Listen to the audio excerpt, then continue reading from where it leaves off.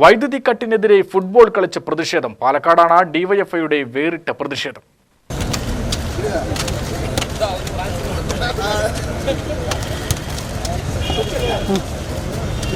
Football ലോകകപ്പ് നടക്കുന്നതിനിടെ വൈദ്യുതി മുടങ്ങുന്നത് പതിവായതോടെയാണ് DYFI പ്രതിഷേധ സമരവുമായി രംഗത്ത് വന്നത്. പാലക്കാട് വൈദ്യുതി സെക്ഷൻ ഓഫീസ് കോമ്പൗണ്ടിലാണ് ഫുട്ബോൾ കളിച്ച് സമരക്കാർ പ്രതിഷേധിച്ചത്.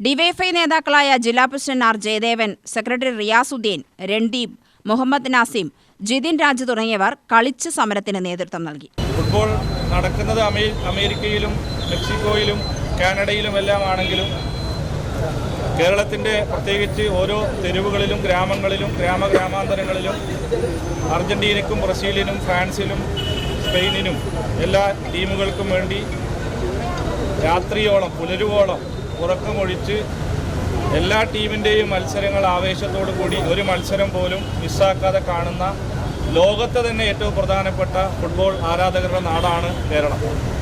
ആ കേരളത്തിലാണ് ഇപ്പോൾ UDF ഗവൺമെൻറ് വളരെ പെട്ടെന്ന് ഒരു പവർ കട്ടിലേക്ക് പോയിരിക്കുന്നത്. ഈ പവർ കട്ട് പ്രഖ്യാപിച്ചതോടുകൂടി തന്നെ രാത്രി നേരങ്ങളിൽ നടക്കുന്ന വളരെ പ്രധാനപ്പെട്ട കളികൾ ഉൾപ്പെടെ പൂർണ്ണമായി കാണാൻ കഴിയാത്തൊരവസ്ഥയിലാണ് ഇപ്പോൾ ഫുട്ബോൾ ആരാധകർ കേരളത്തിലുള്ളത്.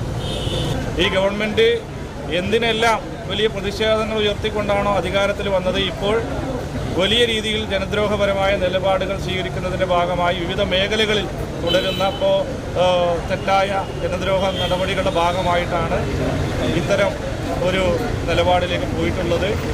അപ്പോൾ ഞങ്ങളിവിടെ പ്രതീകാത്മകമായി ഈ KSEB ഓഫീസിന് മുന്നിൽ വിവിധ ടീമുകളുടെ ജേഴ്സി അണിഞ്ഞുകൊണ്ട് പന്ത് തട്ടിയിട്ട് പ്രതിഷേധിക്കാനാണ് തീരുമാനിച്ചിട്ടുള്ളത്. എല്ലാ വൈദ്യുതി സെക്ഷൻ ഓഫീസുകൾക്ക് മുന്നിലും സമരം തുടരുമെന്ന് ആർ ജയദേവൻ അറിയിച്ചു. UTV news, Palakkad.